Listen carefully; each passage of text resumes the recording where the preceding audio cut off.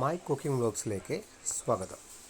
ഒരു അടിപൊളി ബ്രേക്ക്ഫാസ്റ്റിൻ്റെ കൂടെയൊക്കെ കഴിക്കാൻ പറ്റിയ ഇഡ്ഡലി ദോശൻ്റെ കൂടെയൊക്കെ കഴിക്കാൻ പറ്റിയ ഒരു ചട്നി റെസിപ്പിയാണ്.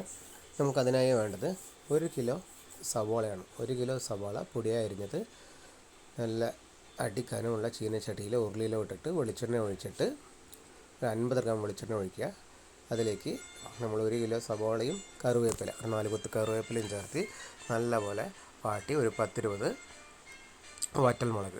നമ്മൾ എരിവിനനുസരിച്ച് വറ്റൽമുളകിൻ്റെ ക്വാണ്ടിറ്റിയിൽ വ്യത്യാസം വരുത്താം. ഓരോരുത്തരുടെ എരിവിനനുസരിച്ചിട്ടാണ്. നമ്മൾ നോർമൽ ഒരു 10-20 ഉണ്ടെങ്കിൽ അത്യാവശ്യം എരിവാകും. അപ്പോൾ നമുക്കിതുപോലെ നന്നായിട്ടൊന്ന് വാട്ടിയെടുക്കണം. നന്നായി വതക്കിയെടുക്കുക. പെട്ടെന്ന് അത് വതക്കി കിട്ടാൻ വേണ്ടി നമ്മൾ കല്ലുപ്പ് ഇവിടെ ആഡ് ചെയ്യുന്നുണ്ട്. കല്ലുപ്പോ പൊടിയുപ്പോ ഇഷ്ടാനുസരണം അത് ആവശ്യത്തിനായി ഉപ്പ് ചേർത്ത് കൊടുക്കാം. നമ്മൾ കല്ലുപ്പാണ് ഇവിടെ ആഡ് ചെയ്യുന്നത്. അപ്പോൾ പെട്ടെന്ന് ഉള്ളി ഒന്ന് വഴട്ടി കിട്ടും. നമുക്ക് നല്ലപോലെ ഇതുപോലെ ഇങ്ങനെ വഴട്ടിയെടുക്കുക. ഇതെല്ലാം ഒന്ന് ഇളക്കി നല്ലപോലെ യോജിപ്പിച്ചെടുക്കുക. ഇത് നന്നായിട്ട് ഇളക്കി യോജിപ്പിക്കണം നന്നായിട്ട്. ആ സമയത്താണ് നമ്മൾ ഒരു 1/4 കിലോ തക്കാളി അരിഞ്ഞത് ചേർത്ത് കൊടുക്കുക. തക്കാളിയും ഇതുപോലെ നന്നായിട്ടൊന്ന് വഴട്ടിയെടുക്കുക. നന്നായിട്ട് ഇതുപോലെ വഴട്ടിയെടുക്കണം. ആ പച്ച മണമൊക്കെ ഒന്ന് പോകണം. ഉള്ളിയുടെയും തക്കാളിൻ്റെയും വറ്റൽമുളകിൻ്റെയൊക്കെ ആ പച്ച മണം പോകണത് നന്നായിട്ട് വഴട്ടിയെടുക്കണം. ഇതുപോലെ നന്നായി വഴട്ടിയെടുത്താൽ മാത്രമേ നമ്മൾ അരയ്ക്കുന്ന ചട്നിക്ക് അതുപോലുള്ള സ്വാദും കിട്ടുള്ളൂ. അപ്പോൾ നന്നായി വഴട്ടിയെടുക്കുക. ഇനി ഇതിലേക്ക് നമ്മൾ കളറിന് വേണ്ടിയിട്ട് കാശ്മീരി ചില്ലിയാണ് 4 വലിയ സ്പൂണിൽ ഒരു 4 സ്പൂൺ കാശ്മീരി ചില്ലി ആഡ് ചെയ്ത് കൊടുക്കുന്നുണ്ട്. നല്ല റെഡിഷ് ബ്രൗൺ കളർ കിട്ടാൻ വേണ്ടിയിട്ടാണ്. നന്നായിട്ട് വഴട്ടിയെടുക്കുക. ആ പച്ച മണം പോകുന്നത് വരെ, കാശ്മീരി ചില്ലിയുടെ പച്ച മണം പോകുന്നത് വരെ ഒന്ന് നന്നായിട്ടൊന്ന് മൂപ്പിച്ച് ഇങ്ങനെ വഴട്ടിയെടുക്കണം. ഇതിങ്ങനെ നന്നായിട്ട് വഴട്ടി തരുന്ന സമയത്താണ് നമ്മൾ അടുത്ത ഇൻഗ്രീഡിയൻ്റായ നമ്മുടെ പൊരിക്കടല, പൊട്ടുകടല 1/4 കിലോ ആഡ് ചെയ്ത് കൊടുക്കുന്നുണ്ട്.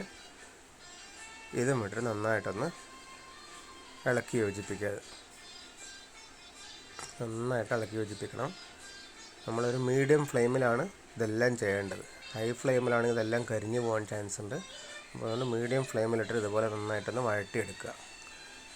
നമ്മളിങ്ങനെ വഴട്ടിയെടുക്കണം.